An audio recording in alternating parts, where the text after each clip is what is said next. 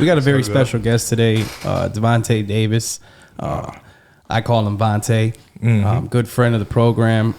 Vontae, thank you. Can I call you Vontae? Yeah, All right, good. cool. Welcome to the show, brother. I'm about to say not you confused with halftime Vontae either. It's not him.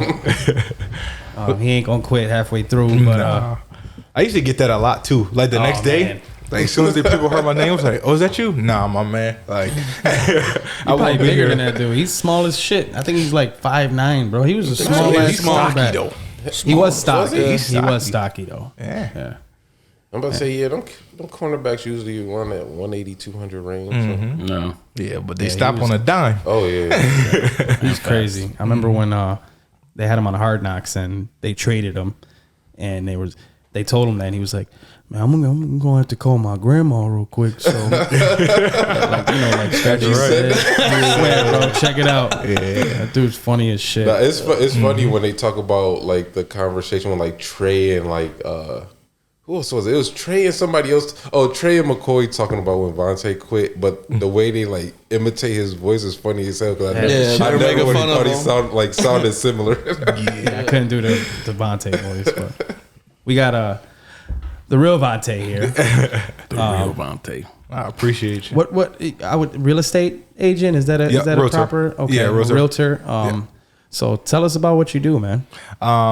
So basically, I mean, I really help people buy and sell homes. A lot of people know me from either videos around the Buffalo area or just educating people on that entire process. I mean, Instagram, YouTube, Facebook, you name it. My purpose of starting to shoot a lot of videos is because 95% of people don't even know how to buy a home. I mean, you got to think about your parents bought a home when 27 years ago. The modern day person, if you ask them walking down the street, they don't know. So that was my whole thing of really getting into it. And then before that, I was an engineer and then got into real estate, but that's a different story. So yeah, but that's pretty much my goal now is really helping people, especially in our community, man, build wealth through that first home. Like you'll never have to worry about, laying your head again. A lot of us when we was growing up, that was the biggest thing. Like, living or renting or landlord kicking you out when they sell or rental prices going up. When you got a home, man, that starts a whole different trajectory of your family. Not even just yourself, but your kids, and then passing that down on forward. So how long have you been in the real estate business? I've been full-time 3 years, like really, really hustling 3 years since 2019. Yeah. But I was in it since 2018, but I was part-time. So I was, how I got into it was I went to school, Cortland State, for engineering. Physics, I got my bachelor's in physics, and then I have an associate's in engineering. I realized though, on being in that job, I couldn't do that for the rest of my life. Like I literally watched a guy get an award for doing the same thing for 45 years, and he hated his job. Like when I mean hated it, came out every single day, came to work, mumbling, grumbling, complaining about the work. I'm like, and they gave him an award.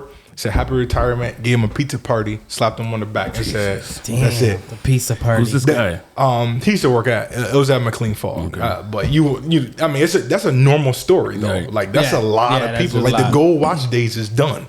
Like even if you remember that guy who worked at Burger King for 27 years straight, never missed a day, gave my son a cookie bag. I remember that. Remember? Yeah, never seen that story. Yeah. Oh my god! I remember that. Bag? Yes, bro. It was a Reese's in there, a bag of Skittles. It had this man on the news. Like I was really looking at it. Like did they have the guy there singing like Whopper, Whopper, Whopper, Junior, Double Whopper? No, bro, they weren't there singing that. I'd have probably went and tore that shit if they had that man. I really felt bad for that guy. Yeah, they started GoFundMe. They raised like $500,000, something like that. I mean, he was on Ellen, all that stuff. Like, imagine 27 years, never missed a day at Burger King, bro, and you get a goodie bag. That's how I felt. That's like wild. when I seen that, I'm like, yeah, that can't be me. And just fucking cookie bag. Yeah, a full-time real estate after that. Just been hustling ever since. You enjoy it? Yeah, every day, man. Like that. I mean, it's a hustle. It's a bustle. Till you get to a certain point. Bustle? Yeah, like hustle and bustle. Yeah, explain that, man. That's first time for me too. I was wondering where the B come from. I've heard it, but still need to. It's just like a city thing, like just a hustle and bustle of the city type thing. Okay. So, but yeah, it's a hustle. It's a grind. Let's call it that. Gotcha. But I mean, there's 3 different steps that you want to get to. Right now, I'm still in the technician phase, just doing a lot of things myself, an assistant, things like that. But yeah, man, I mean, every day, I mean, it's rewarding seeing that person, their first house or that last house. That's what I want to ask you. When do you get genuine excitement when it's someone's first home? Yeah, I mean, I get it in both. I get it because the process is always different. Like every buyer, every seller is different, man. Some is more of a headache, others are smooth sailing. But when it's somebody's first house and you can see it will change the trajectory of their family. Like, hey, my mom, my gram never owned a house. And to see them get that at 25, 26, even 30, like, you know what I'm saying? Like that's major because now you're breaking a cycle of something that was always continuous before you. So, I mean, that is, yeah, man, every single time I see that, I light up, man. That's like, awesome. Yeah, like it's an amazing feeling to see that. It's an amazing feeling to see that. So, could you tell us how many houses you've sold so far? Last year? Yeah. So last year I did about 6 million. Which is about 31 transactions. Wow. Yeah. So I've been moving. So it's about two houses a month, give almost? or take. Yeah, give or take. Yeah, give or take. Is it challenging selling a house? Yes and no. Yes, the process is pretty much the same. I mean, you have, you're looking for a house. You put your down payment down. Well, you're looking for a house, you get your pre-approval, you put your down payment down, appraisals, home inspections, things like that. Like that process is the same. It's the stuff in between that can be challenging. It's you're dealing with people's emotions. Like you got to think, this is, let's say on average, they're dropping 15, 30 G's on a house. That's a lot of paper to a lot of people. Like, to 90% of the population, that's a lot of paper. So the emotional stress. Now you got to talk about expectations as well. A lot of people want granite countertops and what they see on HGTV for like 200. Like you're not gonna get that. So like dealing with that, and then also trying to calm them through the waves, especially these last couple of years. We've been losing a lot of houses just because it's been crazy competitive, $50,000, $60,000, $70,000 over. So that is where the emotional is like yourself. You have to stay grounded as much as you can because you kind of emotional too. Like, dang. In some cases, like last year, I lost 2 houses. Even I sold so many, I lost 2 houses. Like I lost 12 G's in like it was like a week.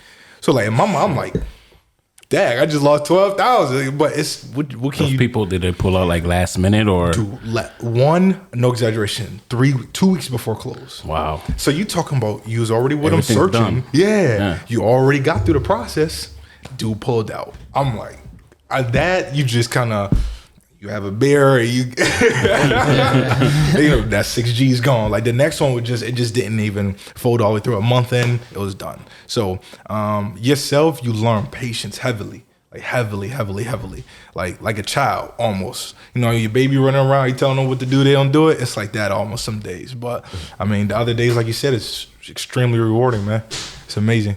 So you got a TikTok. You got a solid following on TikTok. Appreciate you, man. And I've seen a couple videos, man, where you give like people tips on just home advice on the way to enter a new house, what's things you need and stuff like that. You enjoy doing those videos? Yes. I mean, that one blew up. I didn't expect that. When did it get to like you're like, yo, what the fuck is going on here? Dude, see the thing about TikTok, man, especially last year, 2021, 2020, the algorithm on TikTok is so bananas. I don't think a lot of people have figured it out yet. So it was like, I seen it one day. It was like 60,000. That's a lot in itself. Right. Like I was like, oh shit. It was like overnight. Like I'm like how people say that, like it happens overnight. I recorded it, put it up, and you gotta think I was at Home Depot just showing them. Get detergent, crazy. Clean your house. You seen the TikTok? Yeah. I mean, it wasn't anything crazy. And I'm thinking everybody does that. Change your toilet seat, change your shower head. Everybody's like, yo, you do that when you get an apartment or a house? Yeah. Like you don't know who just been sitting on that toilet for 40 years. So I was just doing that. I'm telling you, man, it was like 10, 60. I looked again, 100. I mean, I had to turn the notification off. It just bing, bing, bing, bing, bing, like all day for like a week. I looked up a week later, it was like 2.5, 2.3 million views. I'm like, yo, what? I mean, I went from 1,000 to like 40. Posted another one, same thing, 1 million views. I'm like, yo, what is going on? And it was quick. Like overnight. That's gotta be like overwhelming at first, Dude, right? I didn't know what to do. Like, where's this Like- going? I didn't know what to do, Do you man.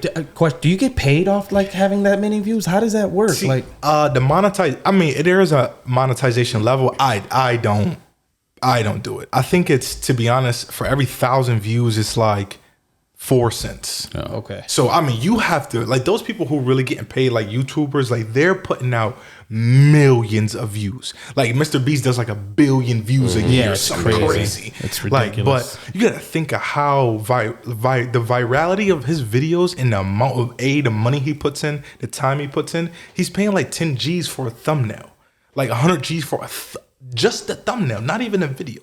Like when he did that Squid Games, he dropped like 3-4 million on that video.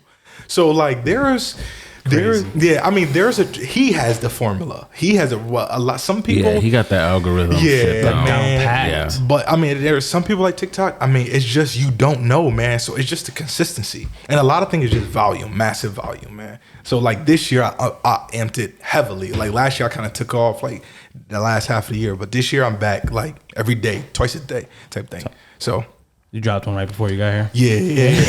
Every day, man. I mean, even for y'all, man, like this podcast, like the short form, like the short form will boost your long form.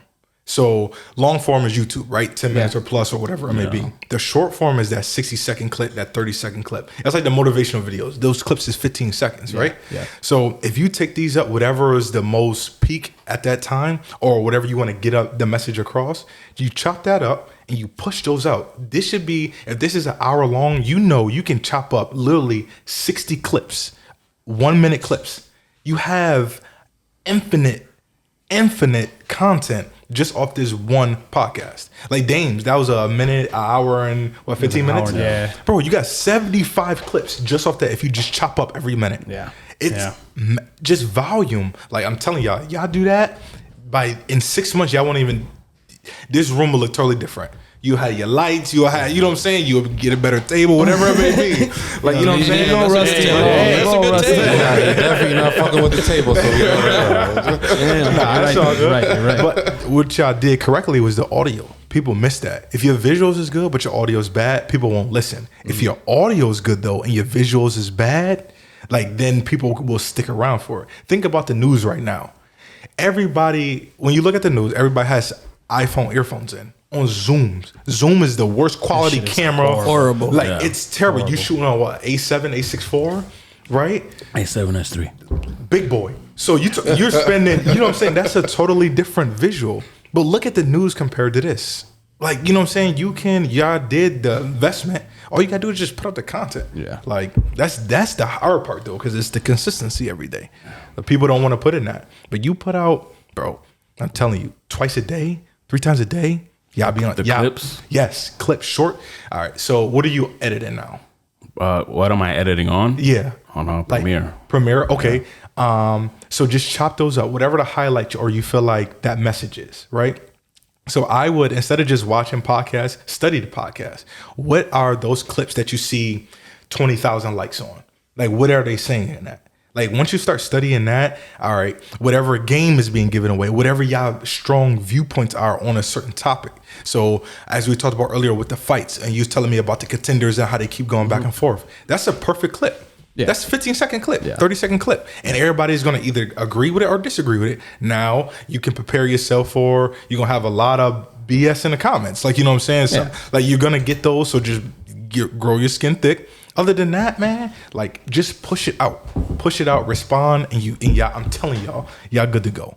I believe you. Yeah, I promise you. Yeah. I'm telling y'all already doing the work. Get paid for it. Yeah, Get paid for it. I did not mean to get roasted on No, that's not roast. That's good No, I'm game, just yo. fucking with you, bro. That's No, free. you're That's good. Free game, man. Free game. free game. No, I'm just fucking with you, bro. Nah, that the social media aspect of we gotta- of this podcast has been something we do gotta put more work in, but we're getting there. Yeah, we're getting there. Man, y'all already putting in the work, man. All y'all We gotta need do like is a let the social people- media guy. That's what we need. Yeah. A guy that just runs all our social medias. Because We're not even on TikTok. I'm not even personally on TikTok. Word. Yeah, Are you on- we have guys on one. TikTok? I'm about to have say it. I'm about to say mainly on Facebook for me, a little Instagram, but Okay. yeah, it's, So We got to get on TikTok. Yeah, though. we gotta Yeah. get on TikTok. I mean, Yeah.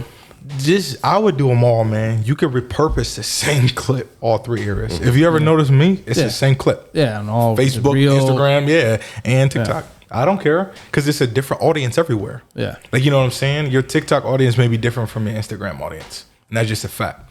Like, a lot of my Facebook audience is family, friends, or people who just know me from real estate. That's a totally different audience from TikTok, who half of them people 90% of them people I don't know.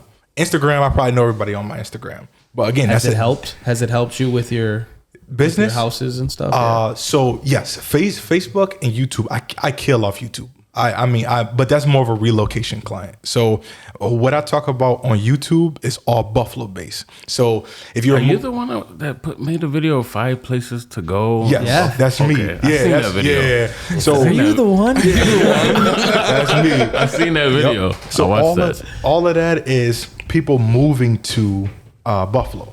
So what people don't know is moving to Buffalo, or like just living in Buffalo, is searched 220 times a month, right? So in my mind, that's a jackpot. It's a blue ocean. Nobody's doing what I'm doing on there. And you got to think, if 220 people are searching that per month, imagine if I get 10% of that. Right. That's 22 people that I'm talking to on the phone that's potentially moving here that may buy a house, right? Now, let's say I get wavy with it. I get 50%. I'm talking about 100 people a month. Now, I probably get, no exaggeration, maybe anywhere on a really, really good week, maybe 10 calls. On a bad week, maybe 3 to 4 calls that I'm talking to these people who's moving here and I'm selling houses to. So it's like, once that really starts to fire, man, I know people doing $1 million, $2 million off YouTube just from relocation clients. Now they live in Denver and those, Texas. Would you say more business comes from the relocate? Yeah, heck yeah. Facebook, I get a lot of business from Facebook too, just because that's my family, that's my sphere, basically. Yeah. Like, you cultivate your community that way. Right. But yeah, Facebook and YouTube, oh my gosh. And no realtors around here doing that. I know it for a fact. Free game. Yeah, I know it for a fact. So it's like, all they gotta do is put themselves out there. Yeah. They know the same things I know. I'm just not scared to put it on video. Oh. That's all it is. I'm no better, no worse. Just braver. Were you always afraid of the camera? Me? Or always, like, not afraid, but like, were you always good with cameras growing up? No, I struggle with confidence. Yeah. Like, who you see right now, bro, 10 years ago, I was not this same guy. How do you think it built 2 million views on TikTok? No. Honestly, that'll do it. Honestly, that was late in the game. I really started my journey when I was 19. So I went to Cortland State, so I played football there. Really? Yeah. I played 4 years there. I played inside 3 years, and then I played outside my senior year. Nice. So I went to Cortland State, and May 4th, I never forget, May 4th around 2:34, I got a DUI. DUAI. So it's like the one right below the aggravated. Okay. So and that changed my whole life. Like, that changed my whole life, and I just started my journey from there. So when I was 19, like, I always knew God. I always was, in a church, because my dad's a pastor and all that stuff. But I mean, that was the first time, or the second time really, I heard him. Like, man, you gotta, whatever you doing needs to stop. Like, do you hear me now? Or are you gonna really trust me, and things like that? And again, I ain't perfect. Like, I still drink, I like a tequila and tonic. I ain't perfect, but there's some things I won't do, and there's a lot of things I will do to better myself. And I've been on that journey for 10 years. But confidence, man, like that, I was chubby, man. So, like, I think when I was 10 years old, I was like a $140, $145. Sure. And I started playing football, everything changed. Like, you know what I'm saying? You lose the weight, the girls like you a little bit more and stuff like that. But internally, I always struggle with that. Like, even some days to today, like, I still have to fight those just confidence demons, man. Like, it's a daily battle. It's a daily battle. But I'm way more confident now than, I was 10 years ago. So, I mean, I see that just the fact that you're able to talk about it's dope, man. Yeah, I appreciate it. I appreciate it. Yeah, man. It's good that you like a motivate. You ever think about doing like motivation speaking? Man, I could motivate a pig to eat bacon, man. You know what I'm saying? He can, man. I'm telling you. I want to run through a brick wall after this fucking podcast, bro. Yeah, for real. Man, I'm telling you, you don't see 90 TikToks in one day. Fuck it. I'm telling you, it's possible. All you gotta do is just chop them up, man. Yeah. Just chop them up. Yeah, man. Yeah. So in the real estate business, what would be like some good tips you would give to somebody that doesn't necessarily know what to do when buying a home? Okay. The first place I always ask people the financials first, because nobody wants to talk about money for whatever reason. But you need it. Like, you know what I'm saying? Whether it's somebody else's or whether it's yours, you need it.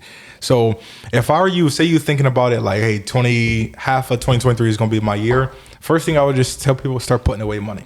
Stop going to Gucci, put the Louis up, the diamond studded chain. You don't need it right now, like the shoes and all that. Just stack your money away. And depending on where your credit score is right now, we can talk. A lot of people don't know, man, credit is a game. It's a game, like a lot of things in life, man. Credit is a game. So say you have, and this is a great scenario, say a lot of people have collections from whatever reason that is. If you just call the collection company, the let's say it's Discover. Discover already sold your loan off to the collections, right? That's why it's collections, to collect the money. Discover doesn't care anymore. The name just still is on the credit report. And this is not financial advice. I'm just telling you from what I know. Do not take this runner off with it until Devonte told you something that was wrong. Disclaimer. Yeah. But if you just call a collection agency, say you owe $1,500, hey, I got $1,000 right now. What can we work out? Chances are they don't care. They get commissions off of what they collect. Discover's already sold it for whatever money that the collection agency already gave to them. So if you work it out with them, chances are they will eliminate that. 60 days, you up 10 points. You can do that with every card. The ones that build the highest, pay those down first, right? And then you could just trickle it down. Like, that's where it comes from. A lot of people, my number one thing, food. If you stop going out every week, think about, especially right now, inflation. Eggs is $7. I saw it's like the average price of eating out is $13. Boiled eggs is now a fancy dish. Bro, I've seen a little salt, little pepper, bro. You good? I've seen the videos of the people like they drug dealing. Yeah, they were selling like funny. three eggs and shit like that. Where you at? Eggs at Wegmans was a month ago $7 for a carton.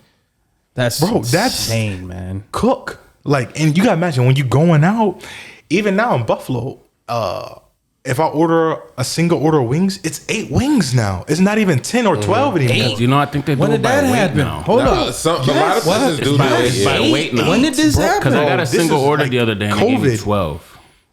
What? Yeah, but some of them were small. I think the little baby joints. Like, you ain't tasting little nothing. Caesar wings. Yeah. The benditos. Ay, bendito. Yeah. So those are pretty much the first two I would tell you, man. Stack your money up and get your credit right. If you had like a 640, I mean, you're pretty much good to go. Like, you can get a loan with 640.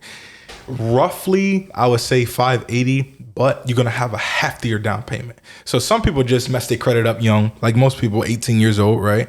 But they've been stacking their money away. They got a lot of mattress money. First of all, don't take the mattress money and just go throw it in the bank. You will get flagged about where this money comes from, little by little, if that's you outside. Like, you know what I'm saying? Yeah. 1,000, 2,000, make sure they know where it's coming from. Most of the time, get that direct deposit though. That's the best way to do it. Yeah. But again, stack your money, credit, and then either talk to somebody you trust or a realtor that you're close with. It may not be me. That's cool. As long as it's somebody that you know you can spend the next 4 to 6 months with, that you vibe with, it's not going to be your mother's realtor probably. She sold a house 30 years ago. Like, you know what I'm saying? Get somebody you can spend these next couple months with, and they should be able to walk you through the normal steps.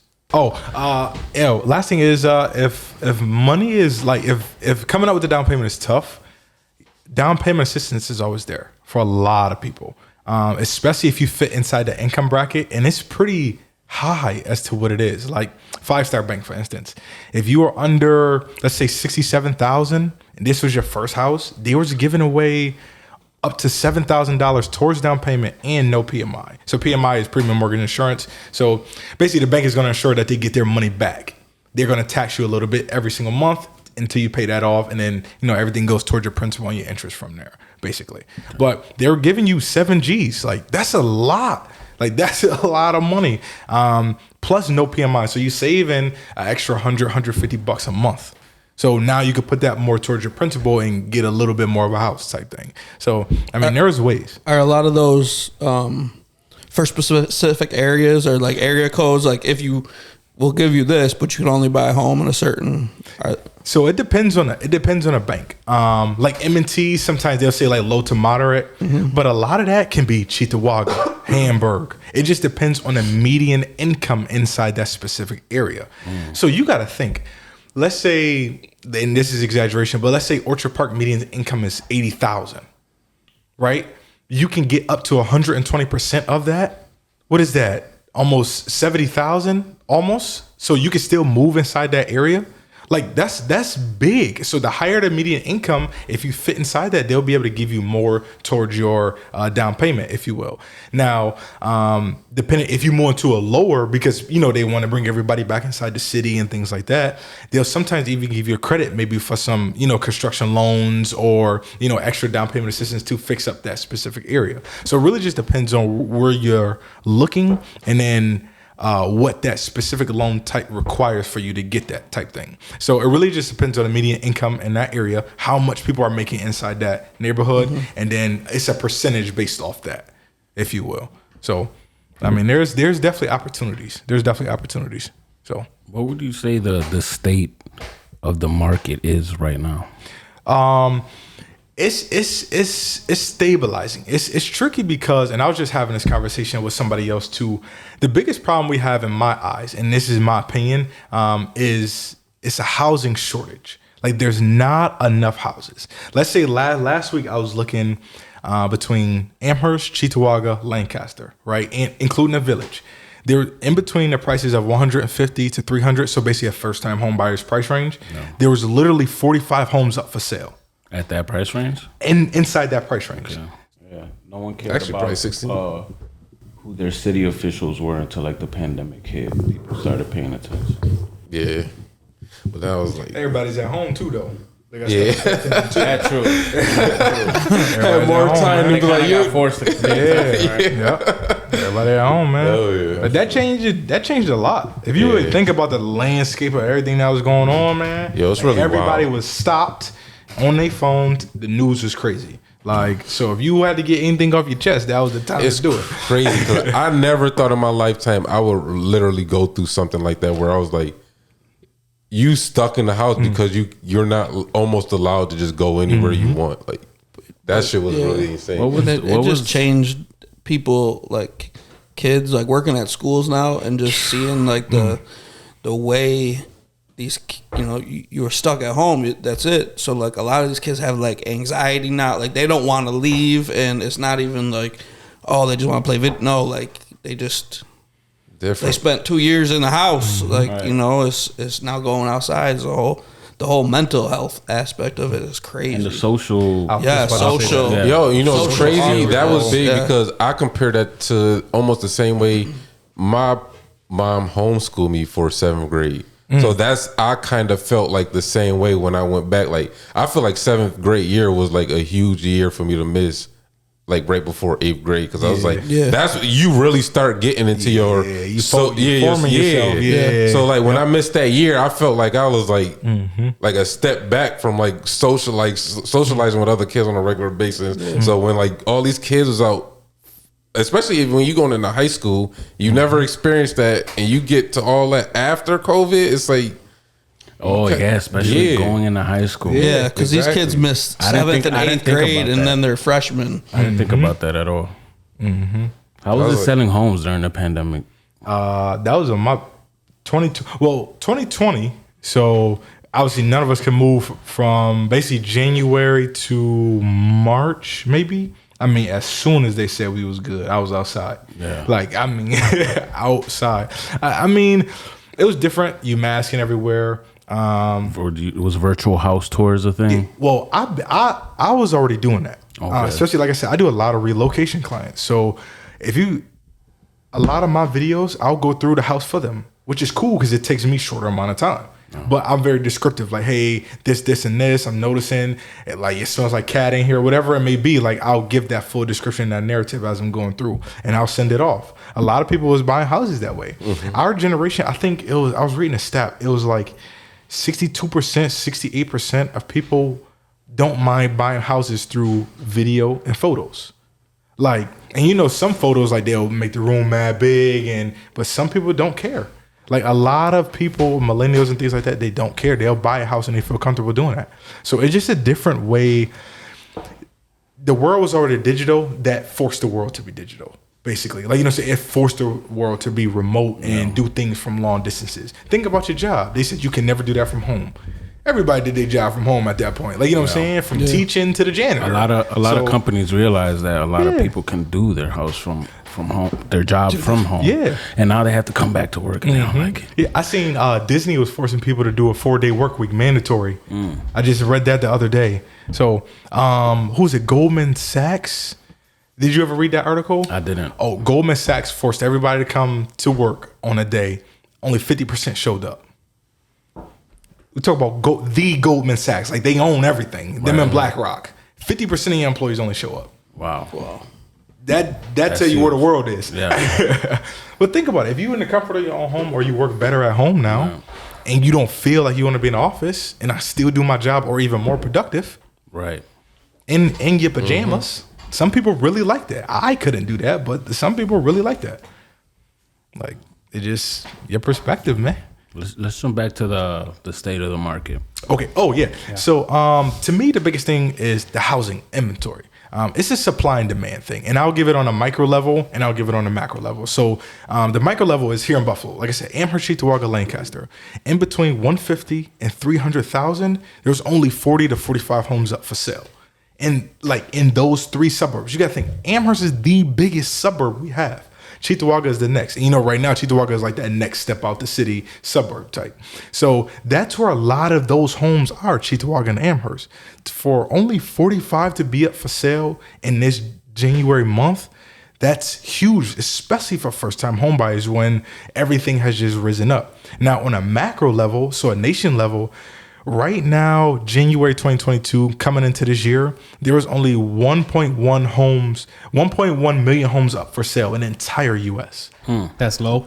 That's There's low. 330 million Americans. Oh shit. So think about that as a massive scale. On average, how many people are in the market to buy a home? Is that a number that's known? It is. It goes by mortgage applications, which is actually up right now. Okay. So it went up 28% from November till now. So that shows you that housing inventory is low, but the mortgage applications is up. So that's a tough, because it really will have to go by like a city by city basis. Yeah. If I had to put a guess out there, maybe, I don't know, 2 million, applications out there circling. Now that's arbitrary. I just made that up, but I'll have to look that number for you. But nonetheless, there's way more people looking than there are homes up for sale.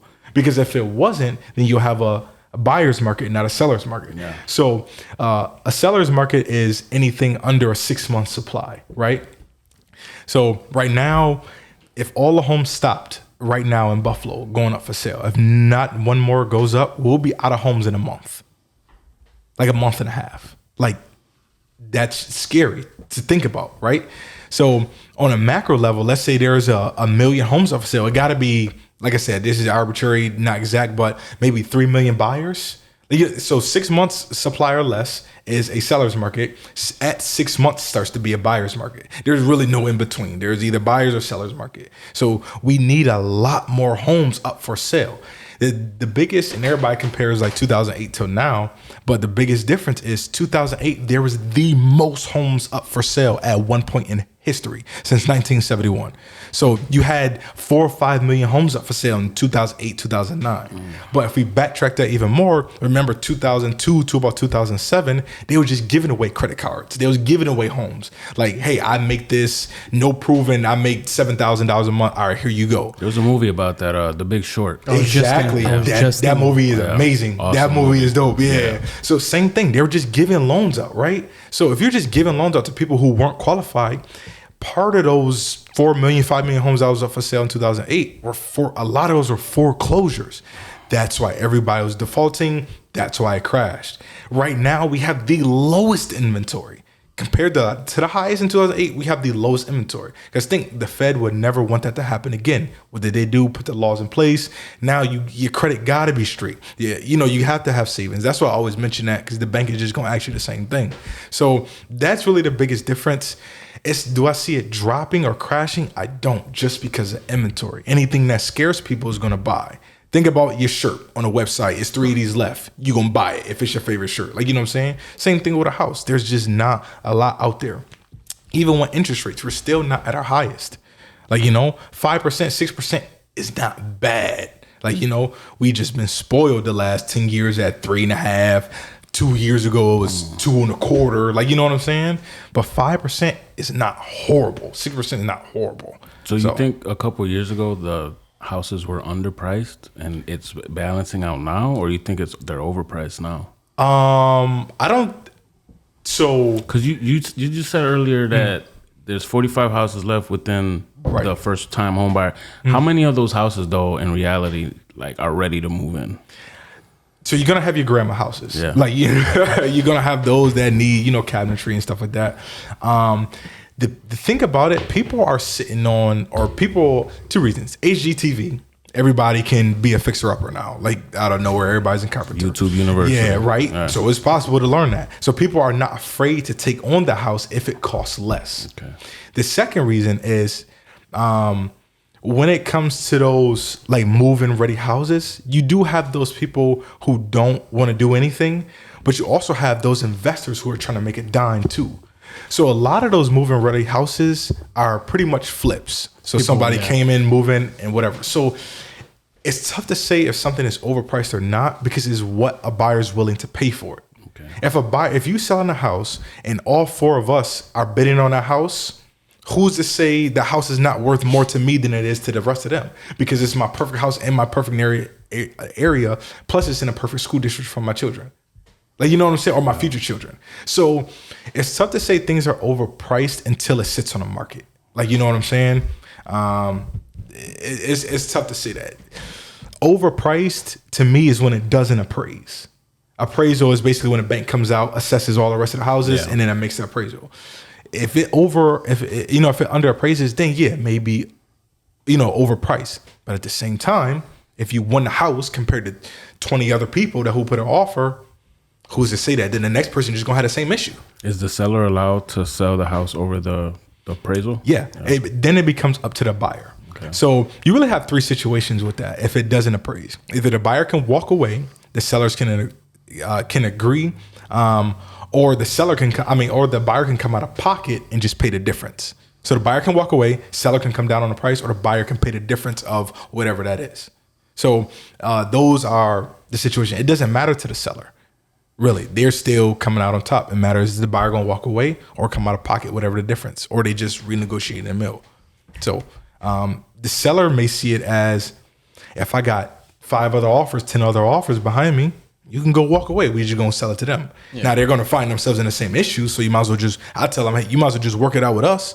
We already lost 30 days on the market. You're going to put on another 30. Now somebody going to tell something wrong with your house, stuff like that. So I'll flip it in my buyer's perspective to help them out. But if I'm a seller, I'm going to take my chances.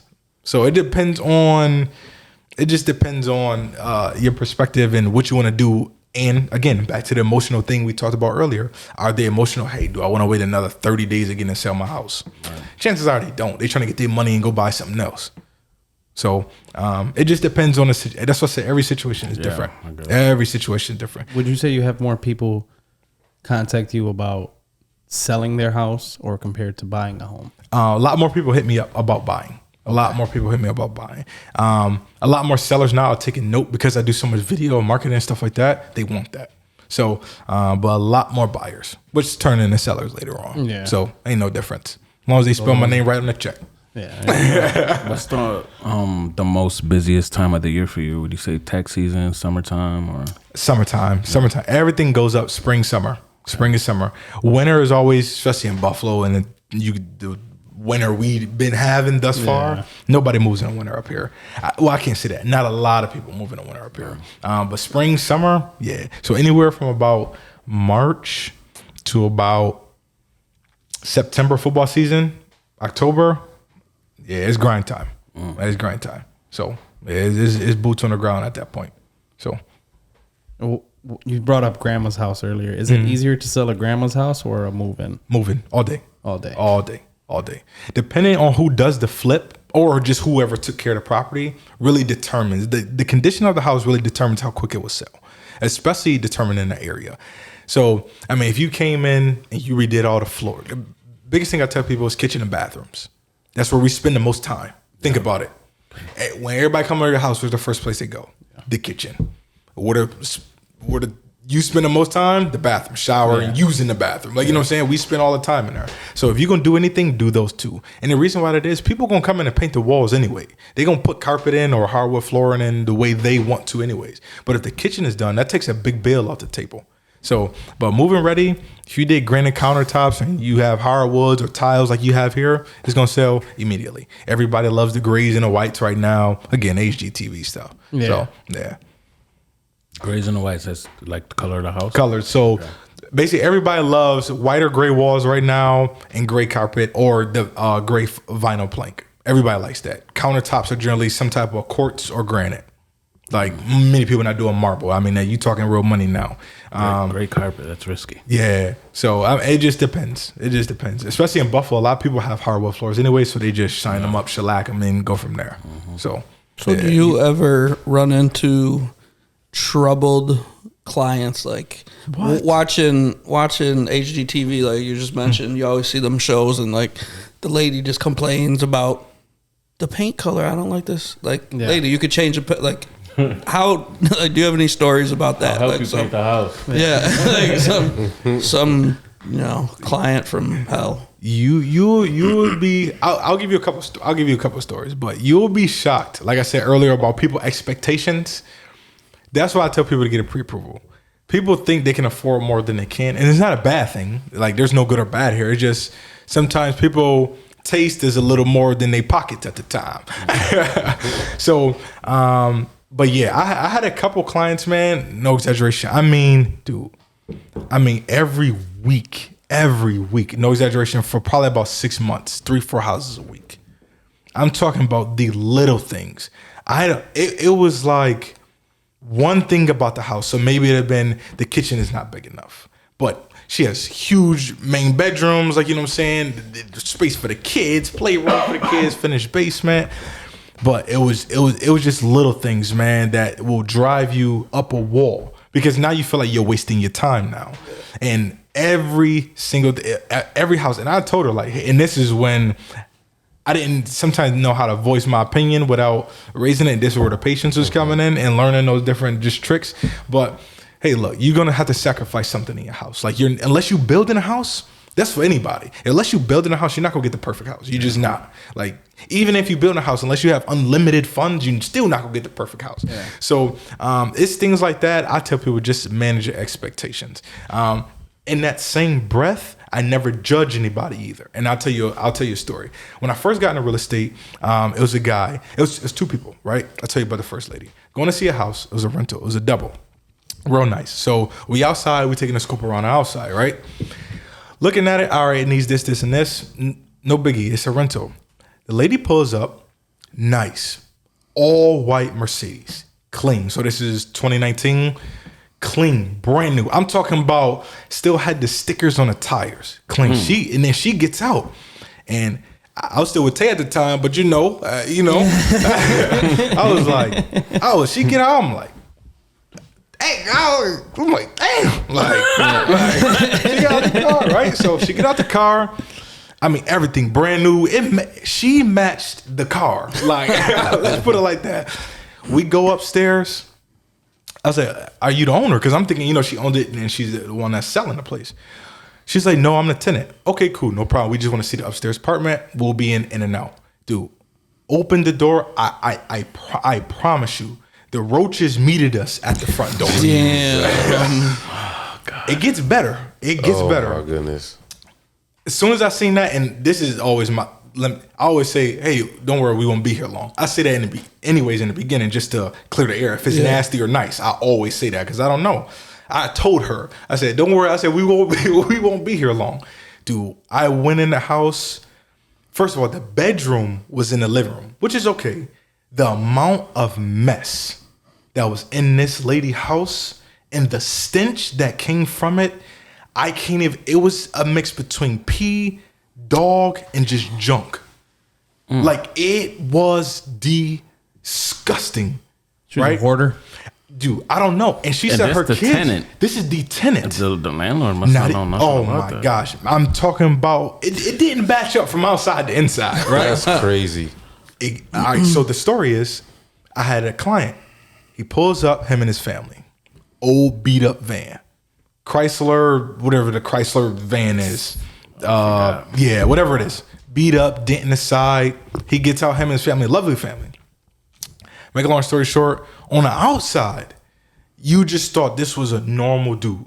Like, I'm talking about you wouldn't expect much. He says, I want to buy this all cash. In my mind, I'm young, so I'm like, yeah, whatever. I said, send me over your bank statement, we'll put the offer in. This dude had $1 million cash in his bank account. Jesus. His check, not his savings account, his checking account. That told me early, I will never judge another person from the outside again. She came out clean, brand new whip, lived like whatever. This dude, whip beat up, lovely family, cash, million. You wouldn't even know it, didn't flaunt it. Wow. Just chilling. Did he have a Spanish accent? Yes. Julio. It wasn't Julio. No, okay. Yeah, I would say yeah. But Martinez. But Martinez. this, I mean, I learned like I can't judge. I would never, especially in real estate, because you just don't know. And that happened to me plenty of times. I mean, white, black, Puerto Rican, blue, green, nasty. Money. Black, white, Puerto Rican, blue, like money. Like, so I just don't judge, man. Like, it's hard to judge in this industry. If a buyer say, I want to buy a house, I take them serious. I vet them until they show me they're not serious or you just wasting my time. So, yeah. But, I mean, that was a long story, but that helps you. Yeah, some good stories. Yeah. Crazy. Yeah. 2019 Mercedes. Dude, I'm talking about it was clean. She was clean. Living with the roaches. Yeah, living with the roaches. I'm roaches. talking about they basically let me in. They're your tour Like guides. I seen them joints on. I really didn't even want to go in there. I walked in, 30 seconds. I was Imagine right what back the out. inside of the Mercedes my- looked like. Dude, I That's don't know, really bro. wild. I don't know, but I don't know. I don't know. Was it like middle-aged or older lady? Or? I'm telling you, bro. Oh, she's She like- matched the car. Gotcha. I can't say too much. You know I got Tay. Tay gonna watch it later on. Like, what you talking about? See, now I'm in trouble. Got you. No, my bad. Yeah, you good? You good? Wow. Yeah. Well, shout out to her. Yeah. And the roaches. Yeah, man. It's some stories, man. I got some stories. What would you say was the most satisfying sell you've ever had, where you dealt with this buyer and you were just genuinely happy to sell this specific person that home? You know it affected them. This one was probably, well, most recently, actually, they moved up here from Arizona. They basically left, just left Arizona. Her and her husband, no kids, lovely couple, man. And when they came up here, they stayed in the Airbnb for months. Like we just could not, either we was losing offers or we just couldn't find them anything. And I'm talking about probably 6 months, man. Like talking them off the ledge, like, hey, just stay with it. They're like, nah, I think we just gonna rent. I'm like, no, because now you're just forking away money. And we just found the home over in Lackawanna, not too far from here. And with that, even the process of closing was so much, man, because it was a 3-way deal, basically. The seller was buying a house, but he had to sell 2 houses in order to buy this one house. So it was just a lot of parties. When you have that many people, that much of a mix up, too many things can go bad. A few of them did. So and you're talking about 6 different people. So myself, an attorney, their real estate agent, their attorney, their real estate agent, your real estate agent, your attorney, plus the seller, his family, my clients. Now, the people who are buying your house, their family. So it was a lot of parties, a lot of talking. But when that closed a couple of weeks ago, bro, I could have cried for them. Like, I'm talking about, no exaggeration, man. They're just, you ever see a beautiful person just go through something? Like, dag, not them, but everything happens for a reason, bro. That's what it was, man. Like, I was so happy that we closed for them. They settled up here, they're good now, but you talking about a roller coaster, man. Talk about a roller coaster. It was nuts. Do you That was stay in nuts. contact with some of the people you've sold? Everybody. I try to text most people. Now, I'm not perfect, so I'll miss things, but either my videos will catch them or I'll just send them a random text. Hey, thinking about you, or hey, I was in your area. Just want to make sure you're good, type thing. So yeah, I definitely try to, because I don't want it to. Real estate agents have a bad reputation of just being transactional. I never wanted that to be me, because that's not who I am. So like, money will always come to me. I'm not worried about money. But my relationship, like the relationship I just made with y'all, well, I always had one with you and Bert, but the relationship I just made with y'all, I would, if you need me, just call me. Like, I'm never too far away. Or if I can make it or I can do, I will do. So that's what I always try to bring to the table. Just straight service and concierge, man. Just being a good person. What's the ceiling for the real estate business? There's no ceiling. No ceiling. Nah, there's no ceiling, man. Now, my personal ceiling, Yeah. okay, so there is no selling. You can make as much money as you want. So I mean, you can make it. They're not going to tell you, yo, slow down this month. You made too much. Like they're not going to do that. For me personally, like I was telling you guys in the beginning, there's three stages to any business. There's technician, there's manager, and there's systems. I'm getting out of technician to get into manager, where I just want a team. Right, so say all y'all's on my team. I'm trying to make y'all the best people possible. So that's what I'm saying. So, like, are you under a agency, or do you have your own thing? No, so I'm under. So I was with Hunt for 3 years, and then I just moved over to EXP. So it's a more national brokers than it is here. Do I want? I thought I wanted a broker, but there's no reason to have the brokerage when I still have control. I don't have to own it to have control over my money. I still get a better split than a lot of other agents. And eventually, after I sell a certain amount, I get 100%. So I'm still getting my money without the overhead of the brokerage, right? Without having to have a brick and mortar, to have printer fees or whatever. Everything is digital. Like, why do I need to take on overhead when there's no need to? I'm trying to be as lean, but make as much profit as possible. So I'll stay with the brokerage. I get everything I need. Like, I can send you everything digital. I don't need anything besides they just hold the license. The thing that people get mixed up with, let's say it's Hunt, EXP, and Howard Hanna, people think we work for them. If I don't get up and eat every day, I'm going to starve. That's the difference.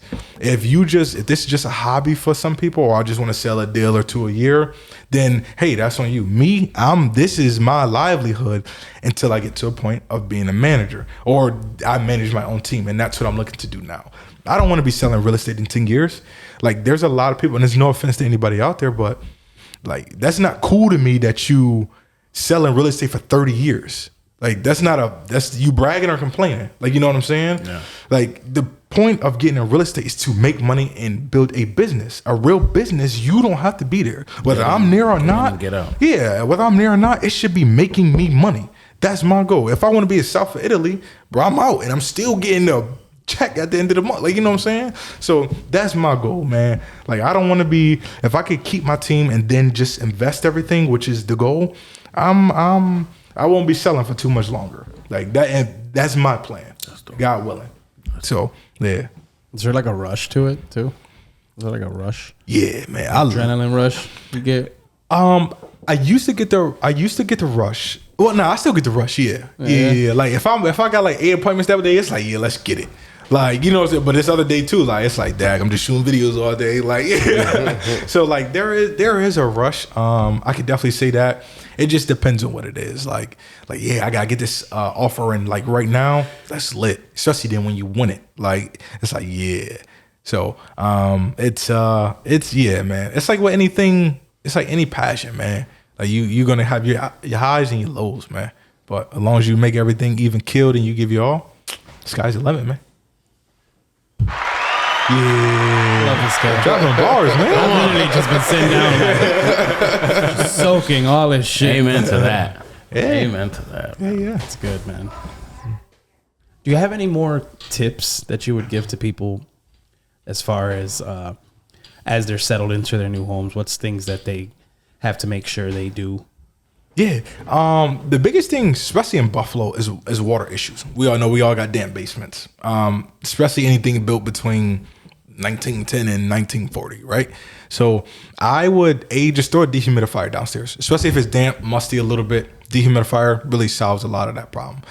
If you have like heavy water problems, just think about a sub pump. It's a little more money, maybe 2,000-3,000. I think Roto-Rooter probably got for like 2,500. Like if you throw that down there, it's gonna eliminate a lot of the water in the inside of your floors. Maybe not your foundational walls per se, but it'll keep it all out of the middle of your floors. If you want to go take it deeper, I mean, you can hire somebody to come in around the outside, just dig around it and just seal in those holes. But water is big. Just extend your gutters and do the little things. Like people underestimate kids and dogs and scratches. Like we all have puppies and they tear up and chew up stuff, right?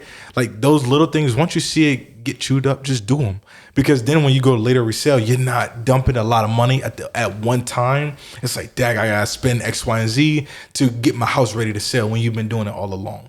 So little things like that, little upgrades, man. If you have the money or you feel like you want to choose to, again, kitchen and bathrooms. Those are big expensive, but just do little things and just take care of your house, man. Like people underestimate like just the monotony of it. I get it, but at the same time, it's your crib. Like nobody else is gonna pay for it, so you take care of it. Like you'll be shocked about the amount of people.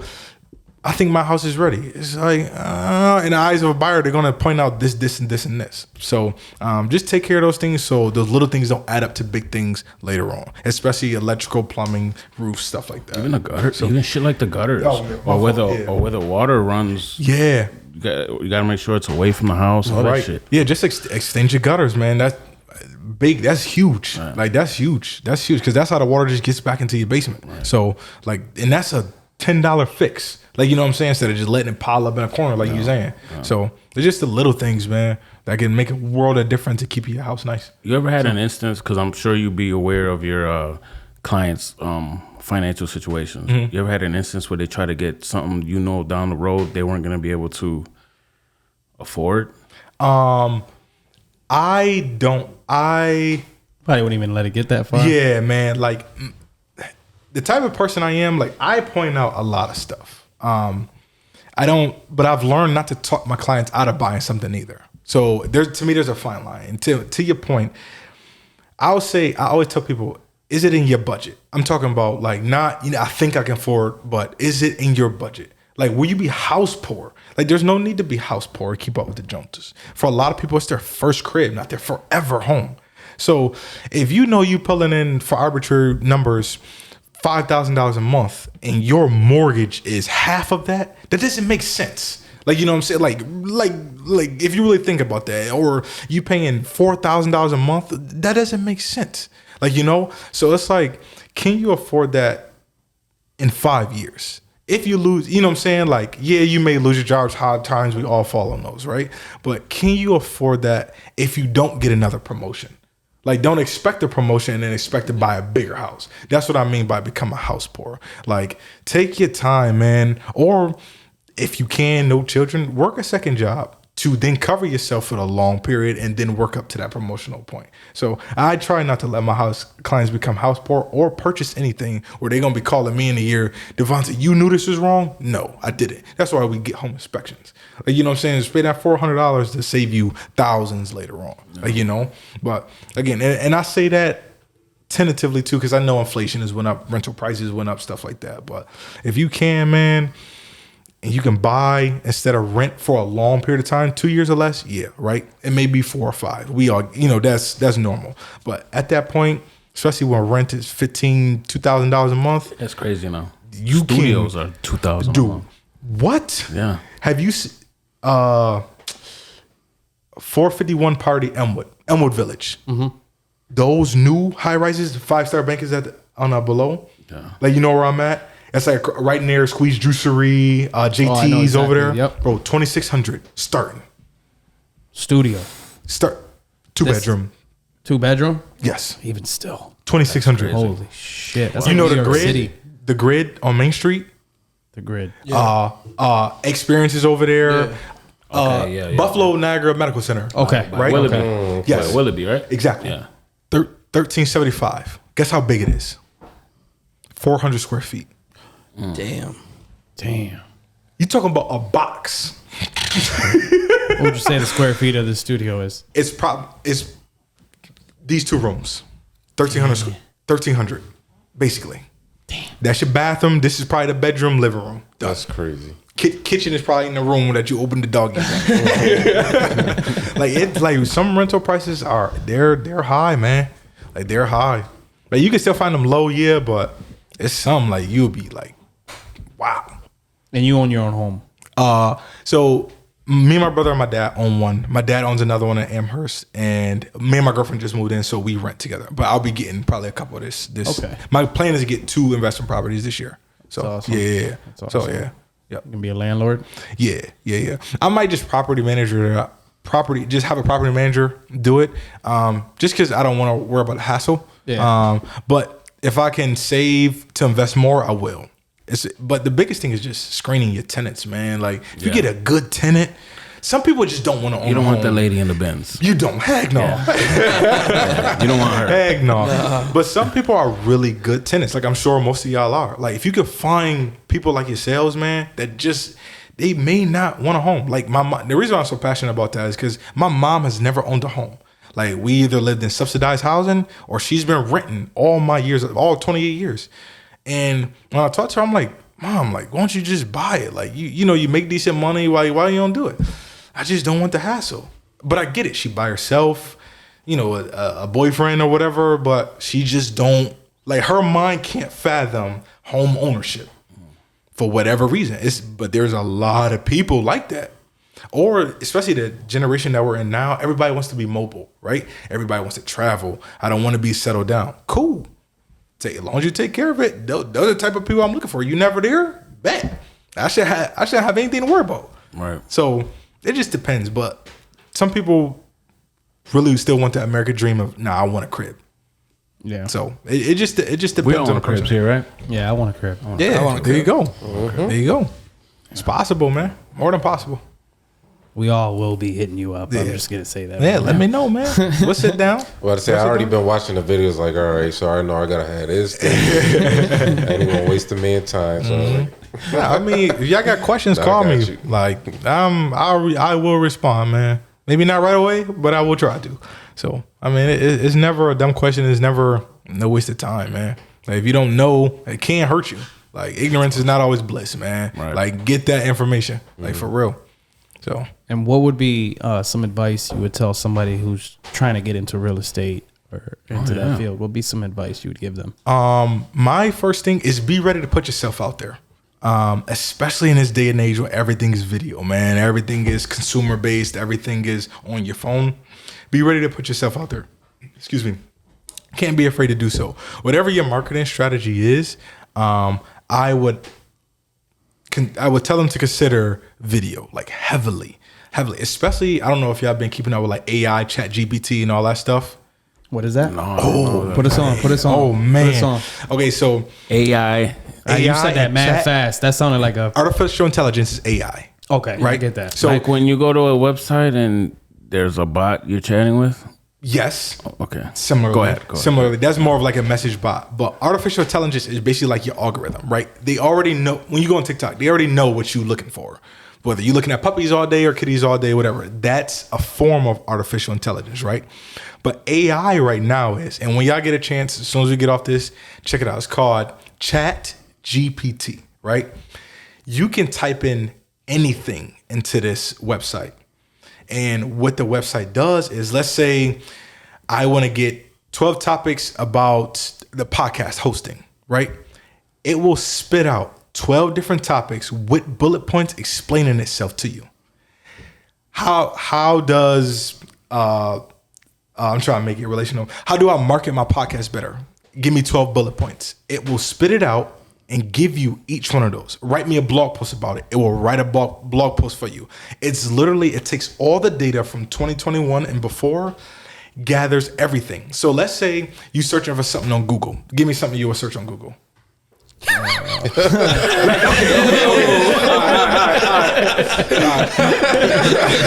I knew it. As soon as he said it, yeah.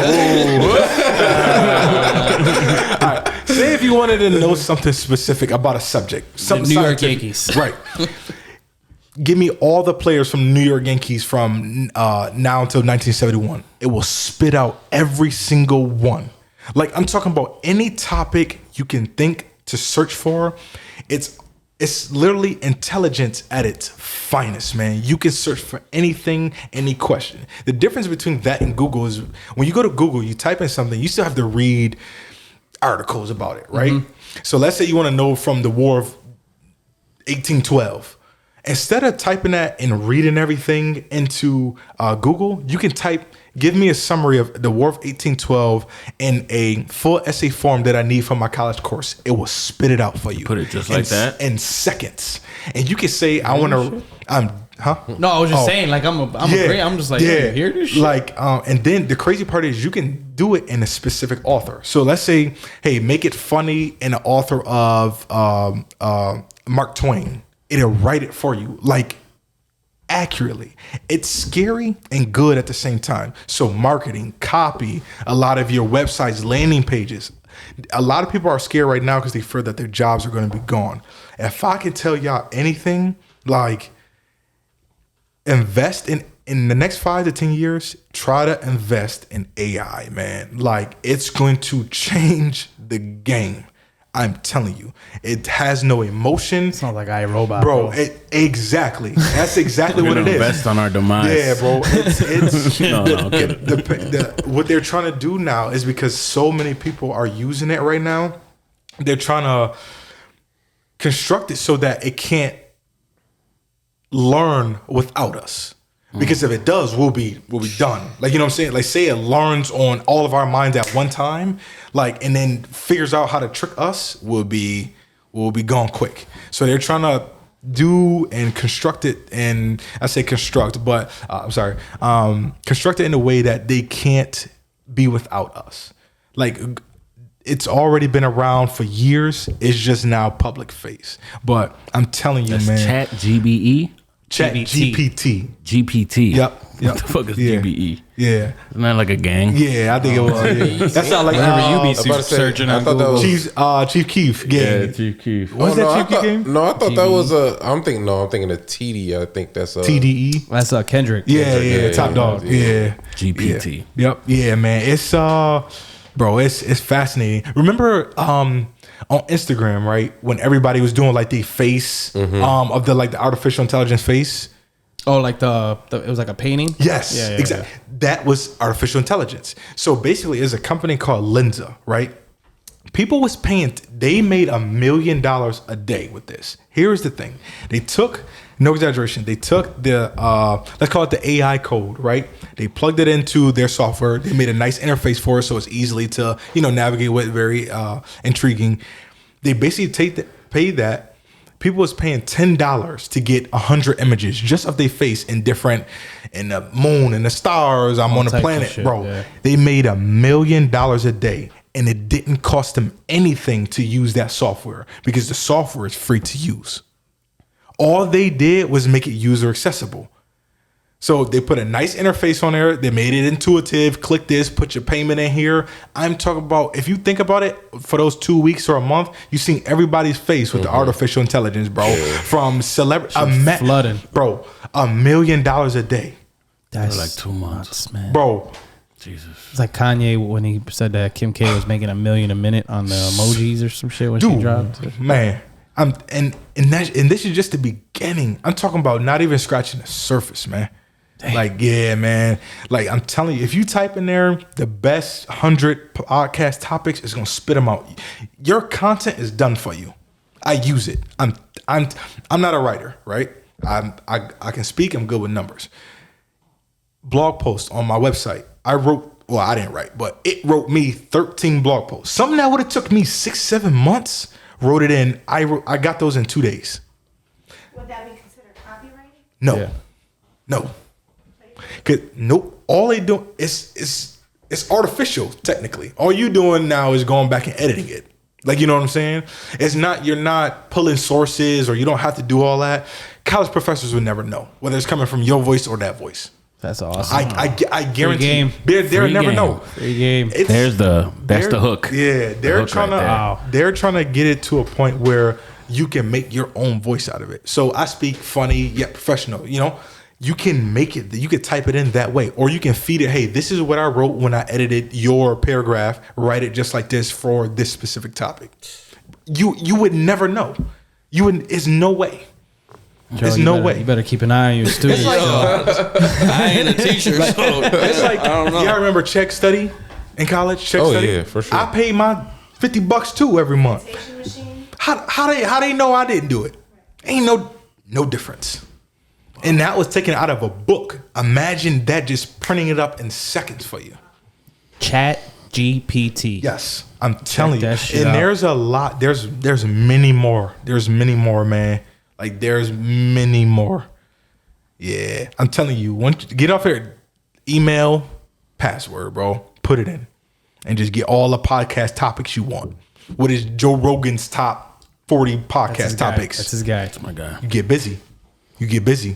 And now it's just R&D. Rip it off, duplicate it.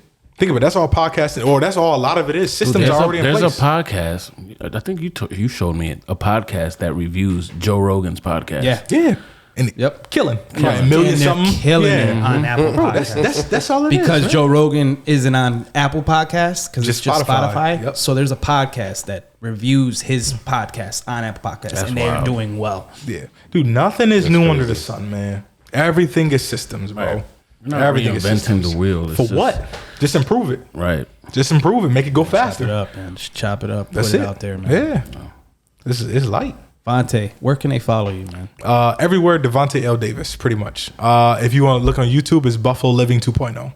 Buffalo Living 2.0. Yep, on YouTube. Yep. Subscribe. I appreciate it. There'll be a link in the description. What's the website? For my personal, it's just DevonteDavis.net. Okay. So DEVONTE Davis. And that's where they can reach you for real estate? Yep. Okay. Yep. So All right, yeah. all right. Well, Vontae, thank you for coming, man. Yeah, It's my pleasure, man. It's been an honor, and it's fucking Definitely. You spit some knowledge today. Yeah. Oh, appreciate you. Yes. Please like and subscribe the video. sir. Hit the bell for the notifications. Follow us on all the podcast. Follow platforms. Devonte. Follow Devontae, man. Appreciate it. Free game, man. Free game. We should charge for this. Get yourself a house. I should charge I'm for sitting this here like, are we episode. gonna? Can we put this out? Like this was. Yeah, do your thing, man. Nah, this is gonna be under a Do your paywall. thing. Yeah. And most importantly, have a great weekend. Stay swell. Stay swole.